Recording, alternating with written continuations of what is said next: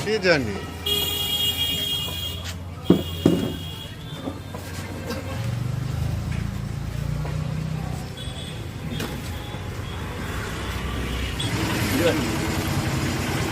এমনি তো এসে তুলি, অন্য কোনো কারণ নয়।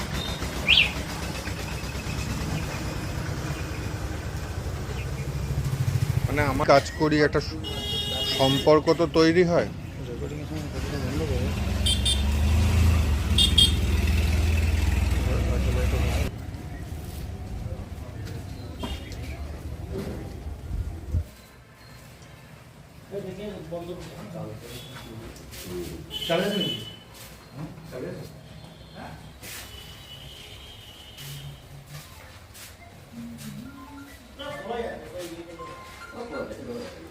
দরকার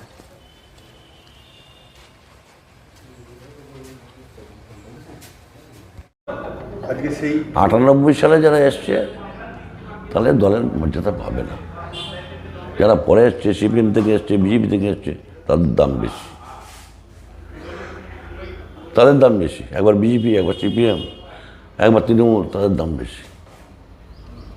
কোথাও কষ্ট হচ্ছে না, কোনো কষ্ট হচ্ছে না।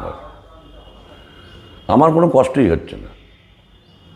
আমি মনে করি বেঁচে গিয়েছি। আমি বেঁচে গেছেন মানে? বেঁচে গিয়েছি। আমি এখন মেয়েকে নিয়ে, নাতনিকে নিয়ে থাকবো। স্ত্রী মারা গিয়েছে 14 সালে, তখন তো সংসার দেখিনি। আমি খেয়েছি কি না খেয়েছি দেখিনি, দলের হয়ে করেছি। আবার কি দল থেকে অবসর নিতে চাইছেন নাকি? প্রয়োজনে নেব। তপনবাবু দুবারের বিধায়ক, এবার দেখা গেল আপনার নাম নেই, কি বলবেন? দুবার না, হিসেব মতো আমি 3 বারের, কারণ আমাকে হারানো হয়েছিল সেবার 16 সালে চক্রান্ত করে। যারা চক্রান্ত করে হারিয়েছিল 21 সালে আমি তাদের বাদ দিয়েই জিতেছিলাম বেশি ভোটে। এখন দল যা ভালো বুঝে তাই করেছে। কিভাবে দেখছেন একজন বাইরের প্রার্থীকে? আমার দেখার দরকার নেই। যে প্রার্থী হয়েছে সে আসবে, ভোট করবে। কর্মীরা আছে, ভোট করে তো। আপনার ভূমিকা? আমার ভূমিকা কি? আমার এমনি শরীর খারাপ, বয়স হয়েছে, আমার 70 বছর বয়স। আবার কি, আমার চেয়ে যোগ্য প্রার্থী, বেশি করে জিতবে আশা করি। প্রাক্তন বিধায়কের কার্যালয় লিখবো। কেন? আপনি তো এখন বিধায়ক। না, আমি প্রাক্তন হয়ে গিয়েছি তো, তাহলে আমার সিকিউরিটি তুলি না কেন? কবে সিকিউরিটি তুলেছে? আজকেই তুলেছে, সকালে একটা, 7 দিন আগে একটা তুলেছে। কি কারণে কিচ্ছু জানেন না? কিছুই জানি না।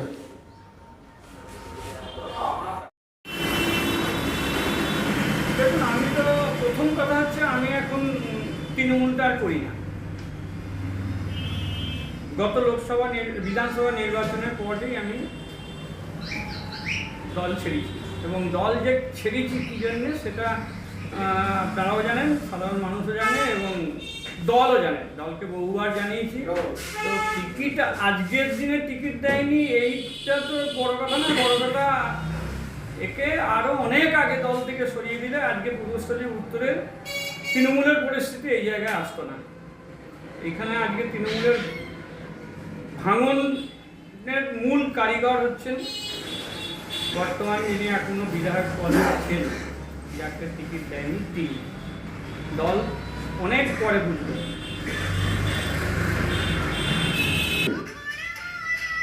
দল যদি 8 বছর সময় নেয় একটা জিনিস বুঝবে, তাহলে আমাকেও তো 8 বছর সময় লাগবে আমাকে বুঝতে, যে আগামী দিনে কী করব।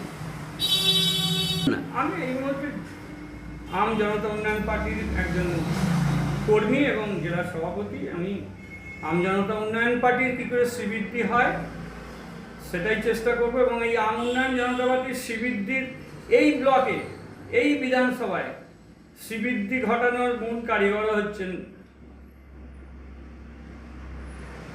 বর্তমান বিধায়ক। আপনার নাম? পঙ্কজ গাঙ্গুলি।